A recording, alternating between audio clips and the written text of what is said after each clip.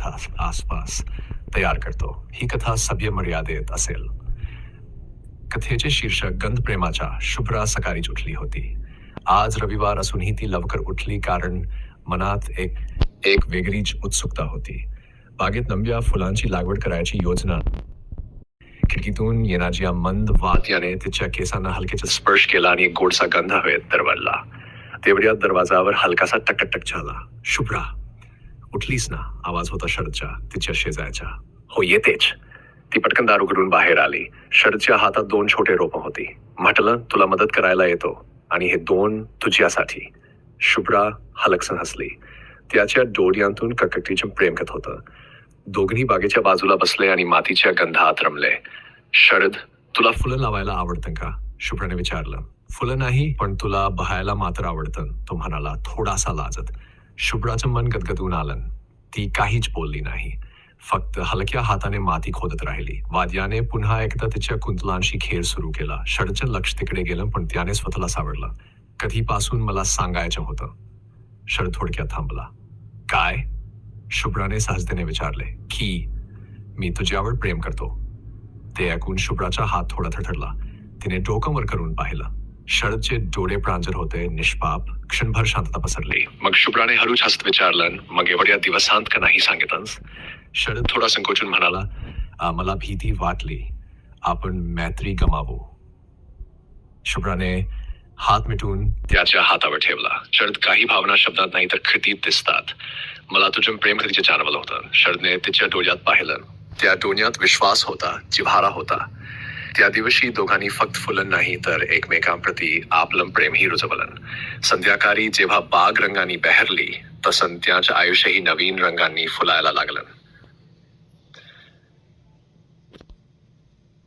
संध्याकाळी गोडस प्रकाशात शुभ्रा आणि शरद बागेच्या एका कोपऱ्यात बसले होते. हवेत गुलाबांचा गंध दरवळत होता. फुलांनी सजलेल्या त्या जागेत एक अनोखा जिव्हाळा तयार झाला होता.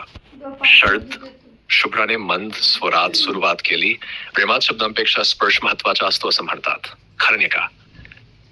शरदने थोडं हसून तिच्याकडे पाहिलं. त्याच्या हसू तिला उबदार शालसारखं वाटलं.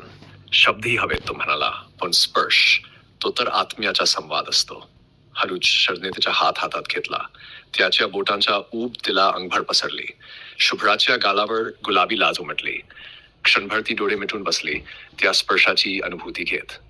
तुला माहिती आहे का, शरद म्हणाला, तुझ्या केसांत अडकलेला हा जास्वंदीच्या फुलपाकळी जणू तुझ्या गोडवाचे प्रतीक आहे.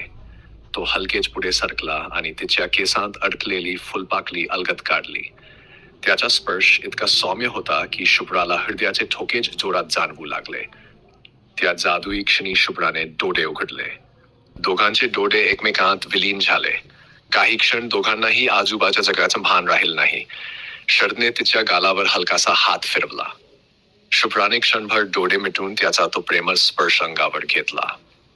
तिच्या ओठांवर एक हलकन स्मित फुललं. शुभ्रा, त्याने तिचे नाव इतक्या मृदुतेने घेतलं जणू वाद्यावर चंद्रकिरांनी तिचे नाव लिहिलं गेलं. ती हलकेच त्याच्याकडे सरकली. दोघांच्यातील अंतर आता नितांत जवळचं होतं. शरदने तिचा चेहरा आपल्या हातात अलगद धरला आणि त्यांच्या ओठामध्ये एक गोड कोवरा स्पर्श उमटला, प्रेमाने भरलेला, सुसंस्कृत पण खोलवर जिव्हाळ्याचा. क्षणभर जग थांबल्यासारखं वाटलं. फक्त त्या दोघांचे हृदयाचे ठोके आणि फुलांच्या सुगंधाने भरलेली हवा. हळूहळू शुभ्राने डोळे उघडले आणि शरदच्या डोळ्यांत स्वतःला पाहिलं. एक प्रेम निरागस प्रतिबिंब. हे फुलं लावायचे काम तर फक्त निमित्त होतं नाही का? शुभ्राने हसत विचारलं. शरदनेही हसून मान हलवली. खरं प्रेम फुलवायला.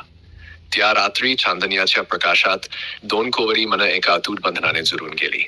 बागेत फुललेली प्रत्येक कली जणू त्यांच्या प्रेमाची साक्ष देत होती. संपूर्ण कथा